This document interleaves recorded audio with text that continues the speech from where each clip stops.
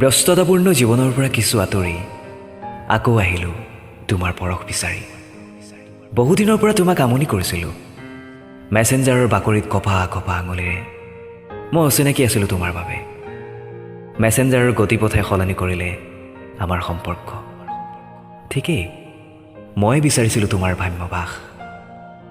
বহুদিনৰ মূৰত কপা কপা আঙুলিৰে ডায়েল কৰিছিলোঁ তোমাৰ নাম্বাৰ। কম্পমান হৈ জ্বলি উঠিছিল মোবাইলৰ ডিছপ্লেখন। হেল্ল' বুলি কোৱাৰ লগে লগে ভাহি আহিছিল তোমাৰ কণ্ঠস্বৰ।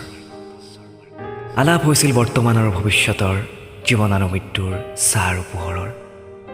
প্ৰতিশ্ৰুতিৰ দুৱাৰখন যেন ম্লান হৈ ৰ'ল, বন্ধ কোঠালিৰ দুৱাৰৰ দৰে।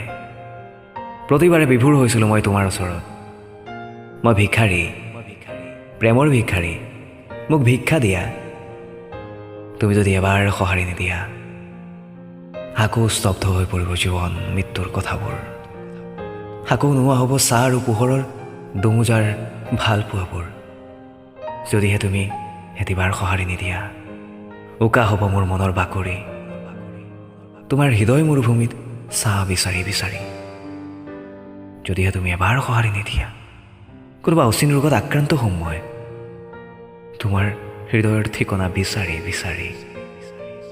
দেহত উকমুকনিৰ সৃষ্টি কৰা হৃদয়খন যেন নিদিয়া গভীৰ নিদ্ৰাত।